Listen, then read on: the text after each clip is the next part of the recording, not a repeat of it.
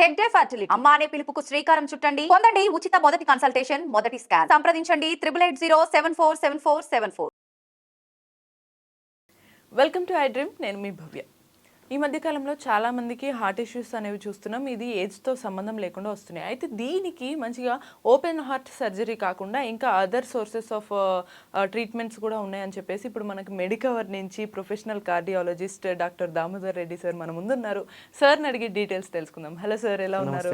నమస్తే సార్. నిజంగానే open heart surgery చేయకుండా అదర్ వేస్ ఆఫ్ ట్రీట్మెంట్స్ ఉన్నాయా మనకి హార్ట్ ఇష్యూస్కి, మెయిన్గా వాల్వ్స్కి, వీటికి? డెఫినెట్లీ అండి. దాన్ని పర్క్యూటేనియస్ ఇంటర్వెన్షన్స్ అంటారు. అంటే కోత లేకుండా మనము పర్క్యూటేనియస్ అంటే రక్తనాళం ద్వారా మనము ట్యూబ్స్ పంపించేసి కార్డియాక్ క్యాథెటరైజేషన్ ద్వారా అండ్ వాల్వ్స్ ప్రాబ్లం ఉంటే వాల్వ్స్ని ఫిక్స్ చేయడం, వాల్వ్ ఇంప్లాంటేషన్స్ని మనము డెఫినెట్గా పర్క్యూటేనియస్ ఇంటర్వెన్షన్ ద్వారా చేయొచ్చు. ఈవెన్ మనము రొటీన్ హార్ట్ స్టెంటింగ్ కూడా we call it as percutaneous intervention. But పర్టికులర్గా వాల్వ్స్ సంబంధించింది మన గుండెలో 4 వాల్వ్స్ ఉంటాయండి. లెఫ్ట్లో 2 అండ్ రైట్లో 2. Mitral and aortic on left side and tricuspid valve and pulmonary valve అని ఉంటుంది. సో మోస్ట్ కామన్లీ మనకు mitral and aortic valves are most commonly మనకు ఇన్వాల్వ్ అవుతుండే, అంటే దెబ్బతింటూ ఉంటాయి. పాసిబుల్ రీజన్స్ వచ్చేసి మన కంజెంటల్ ప్రాబ్లమ్స్, అంటే పుట్టుకతో కొన్నిసార్లు కవాటాలు వీక్ ఉండొచ్చు, అదర్వైజ్ మూసుకుపోయి ఉండొచ్చు. రెండోది వయసు పెరిగే కొద్దీ ఇన్ఫెక్షన్స్ వల్ల కూడా కవాటాలు దెబ్బతినొచ్చు. మూడోది ఏజ్ రిలేటెడ్ రీజన్స్, అంటే వయసు రీత్యా బాగా కాల్షియం డిపాజిషన్ జరిగి కూడా కవాటాలు దెబ్బతినొచ్చు. అయితే మూసుకుపోవచ్చు లేదా వీక్ అయ్యి మనకు ఇంకాంపిటెన్స్ అంటారు. ఇంకాంపిటెన్స్ అంటే వాల్వ్ బ్లడ్ ఫ్లో ముందుకెళ్లకుండా వెనక్కి రావడం. ఓకే, సో ప్రీవియస్గా మనకు ఒక 15-20 ఇయర్స్ బ్యాక్ మనకు ఓన్లీ ఓపెన్ హార్ట్ సర్జరీ ఆప్షన్సే ఉండేవి. అంటే వాల్వ్ కనుక చెడిపోతే అయితే మనం ఓపెన్ హార్ట్ సర్జరీ అంటే ఓపెన్ చేసి ఆ కవాటాన్ని రిపేర్ చేయడం, అంటే దాన్ని రిపేర్ చేసి దాన్ని సరిచేయడము, అదర్వైజ్ కవాటాన్ని మనము తొలగించి మనం కొత్త వాల్వ్ అమర్చడం. అంటే like it could be A metal valve కానీ, బయోప్రోస్థెటిక్ వాల్వ్ కానీ, ఏదైతే దెబ్బతిన్న వాల్వ్ను తీసేసి మనము ఒక ఆర్టిఫిషియల్ వాల్వ్ అమర్చడం.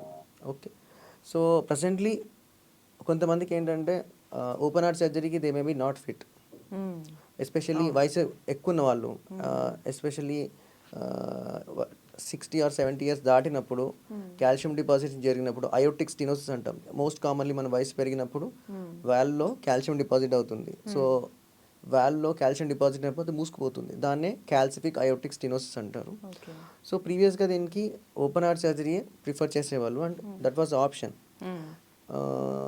కానీ ఎవరైతే ఫిట్ ఉన్నారో వాళ్ళకి వాళ్ళు అమర్చేవాళ్ళు. బట్ కొంతమంది సర్జికల్లీ ఫిట్ ఉండకపోవచ్చు, లైక్ వయసు రీత్యా దే మే బీ నాట్ ఫ్రైల్గా ఉండడము, అదర్వైజ్ వాళ్ళ లంగ్స్ ఆర్ హార్ట్ వీక్గా ఉండి వాళ్ళకి ఓపెన్ హార్ట్ సర్జరీకి ఫిట్గా లేకపోవడం వల్ల వాళ్ళని అలాగే మందులతో కంటిన్యూ చేసి they would have not lived long.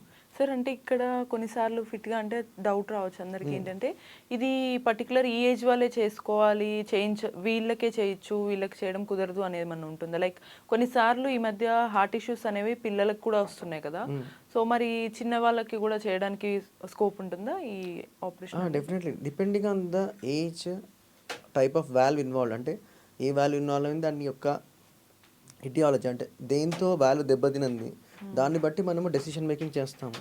Most of the time age బట్టి కూడా డెసిషన్ తీసుకుంటాం. బట్ రీసెంట్గా ప్రీవియస్ కూడా బెలూన్ సర్జరీస్ ఉన్నాయి. ఓపెన్ హార్ట్ సర్జరీ వీలవకపోతే జస్ట్ బెలూన్ చేసి వాల్వ్ని ఓపెన్ చేయడము.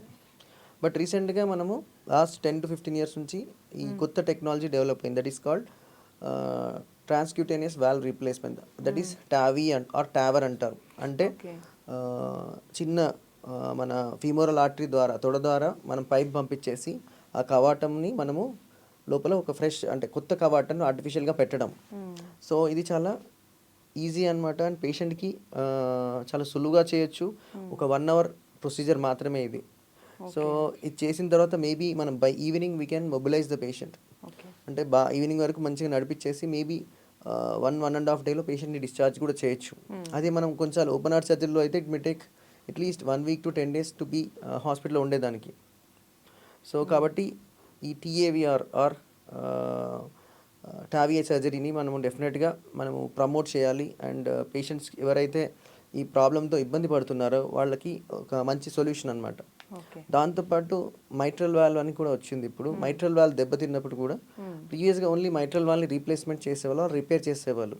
ఇప్పుడు మైట్రా క్లిప్ అని ఒక సేమ్ టావీ లాగా మైట్రా క్లిప్ అని ఒక టెక్నాలజీ వచ్చింది. తద్వారా వాల్వ్ లీకేజ్ కనుక ఉంటే తొడ ద్వారా వెళ్ళి ఆ కవాటానికి మనం క్లిప్ అమరుస్తాం, దాన్ని బట్టి అది లీక్ అవ్వకుండా మనం కాపాడుతాం.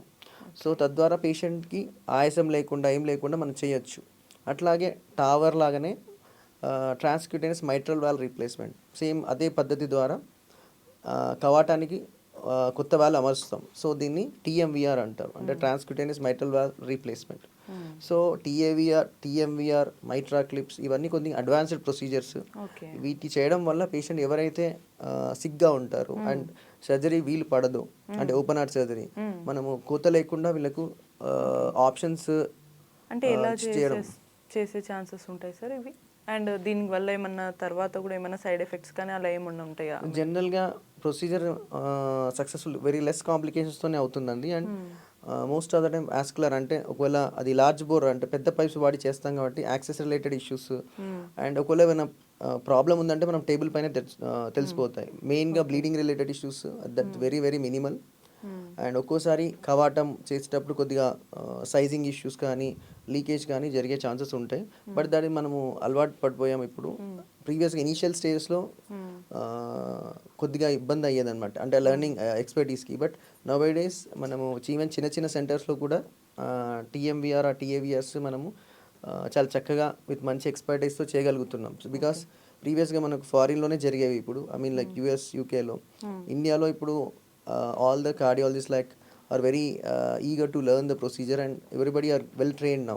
Okay. And so వాళ్ళు చక్కగా నేర్చుకొని and we are offering that procedure with less complications and also what do you call less time to recover. Okay. దీంట్లో సక్సెస్ స్టోరీస్ ఉన్నాయా సార్ ఇప్పటివరకు? డెఫినెట్లీ చాలా సక్సెస్ స్టోరీస్ ఉన్నాయండి. బట్ ఏంటంటే టావిఆర్, టీఎంవిఆర్ చేసే విధానానికి పేషెంట్ సూటబిలిటీ అనేది ఇంపార్టెంట్, పేషెంట్ సెలెక్షన్.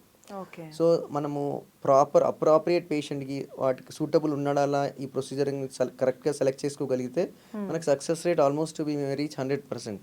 ఓకే. ఒక్కోసారి మనము ప్లానింగ్ అంటే అందుకే proper planning is important. Selection of the case and planning సరిగ్గా ఉంటే కాంప్లికేషన్ వచ్చే ఛాన్సెస్ చాలా అరుదు. ఈ ఆపరేషన్ చేసుకున్న కొన్ని కైండ్ ఆఫ్ ఆపరేషన్స్ తర్వాత స్టిల్ కొంత మెడికేషన్ తీసుకోవాల్సి ఉంటుంది అనేది ఉంటుంది కదా సార్? ఈ ఆపరేషన్ చేసిన తర్వాత కూడా ఏమన్నా అట్లాంటి మెడికేషన్స్ తీసుకోవాల్సి ఉంటుంది? మోస్ట్లీ కొన్ని ఆల్రెడీ బీపీ కానీ షుగర్ కానీ అలాంటి ఇష్యూస్ ఉంటే వాటికి మెడిసిన్స్ వాడాల్సి వస్తుంది. అండ్ ఒక్కోసారి హార్ట్ కనుక ఏమైనా వీక్ ఉన్నట్టయితే ఈ ప్రాబ్లమ్స్ వల్ల సో హార్ట్ ఫెయిల్యూర్ మెడికేషన్స్ కొన్ని వాడాల్సి ఉంటుంది. ఓకే. అండ్ కొన్నిసార్లు early part of the every 3 to 6 monthsలో మనం బ్లడ్ థిన్నర్స్ కొన్ని ఇస్తుంటాం, ఎస్పెషల్లీ వాల్వ్ కేసెస్లో. సో బ్లడ్ థిన్నర్స్ కూడా ఇనీషియల్గా కొద్దిగా స్ట్రాంగ్ బ్లడ్ థిన్నర్స్ 6 months తర్వాత కొద్దిగా సింగిల్ బ్లడ్ థిన్నర్ యూస్ చేయొచ్చు లైఫ్ లాంగ్. సో మనకి అడ్వాన్స్డ్ టెక్నాలజీస్ అయితే వచ్చేసాయి. ఆ టెక్నాలజీస్తో మనం ఎటువంటి ఇష్యూస్, మెయిన్గా హార్ట్ ఇష్యూస్ని చాలా హ్యాపీగా ఇబ్బంది లేకుండా వాళ్ళ ఏజ్, వాళ్ళ సిచ్యువేషన్ని బట్టి డాక్టర్స్ హ్యాపీగా రిఫర్ చేస్తారనమాట.